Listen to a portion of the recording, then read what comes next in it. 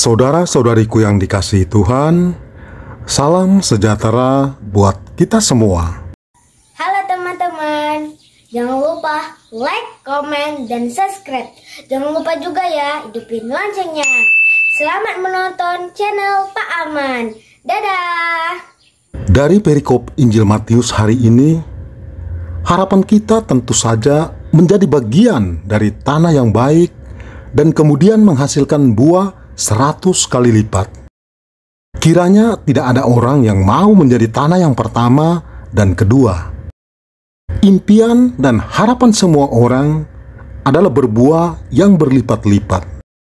Namun kenyataannya, seringkali kita masih berhenti pada tanah yang pertama dan kedua, belum sampai pada tanah yang baik yang menghasilkan buah. Jangankan untuk berbuah, untuk bertahan hidup saja seringkali harus berjuang setengah mati. Setengahnya lagi mungkin hampir mati. Dan itulah kenyataan yang kita alami, kita hadapi. Pertanyaan sederhana bagi kita adalah, sekarang ini kita masuk dalam kategori yang mana dalam perumpamaan itu? Menjadi tanah yang bagaimana? Atau menjadi duri, atau menjadi burung, atau bahkan batu yang menghimpit. Untuk menjadi tanah yang subur dan menghasilkan banyak buah, kiranya adalah sebuah perjalanan yang panjang. Rasanya tidak mungkin menjadikan sebuah lahan menjadi tanah yang subur, dan seketika itu juga menjadi lahan yang menghasilkan buah berlipat-lipat. Tetap harus ada proses, tahap demi tahap.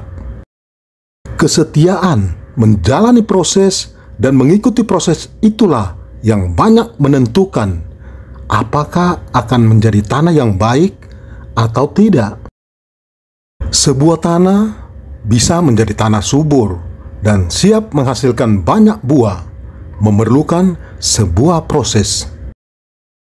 Mulai dari diambil batu-batu yang menghalangi kesuburan, dicabut rumput-rumput liarnya. Tidak jarang, proses itu adalah proses yang menyakitkan. Supaya menjadi tanah yang bisa ditanami saja, seringkali lahan itu harus dibajak berulang-ulang kali. Jika bisa bicara, kiranya tanah itu sudah berteriak kesakitan. Dan memang, itu adalah proses yang menyakitkan. Proses membongkar kemapanan yang tidak membuat pertumbuhan yang baik. Itu harus terjadi supaya ada transformasi menjadi tanah subur. Gambaran itu kiranya bisa kita pakai dalam hidup kita. Pada dasarnya kita sudah dipilih menjadi lahan yang subur. Namun seringkali karena tidak diolah, kita justru menjadi tanah tandus, tanah gersang. Sekualitas apapun benih yang ditaburkan dalam diri kita tidak akan bertumbuh dengan baik. Bahkan justru mati sia-sia. Proses manusiawi kita juga demikian. Mungkin harus sampai merasa sakit untuk menjadi pribadi yang matang dan subur berkembang. Bisa jadi kita memerlukan pembajakan yang berulang-ulang kali sampai diri kita siap untuk ditanami benih. Mari mohon rahmat Tuhan agar kita mampu dan berani untuk dibongkar diri kita agar menjadi lebih baik.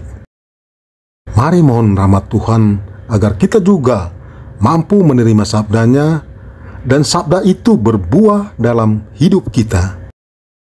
Ya Tuhan, kami bersyukur atas benih sabda yang Engkau taburkan dalam diri kami. Ajarilah kami agar kami mampu untuk senantiasa mendengarkan sabdamu dan mengamalkannya dalam hidup kami setiap hari. Semoga dengan demikian hidup kami menjadi hidup yang berbuah dan menghasilkan nilai-nilai luhur. Amin. Salam sehat, Tuhan memberkati.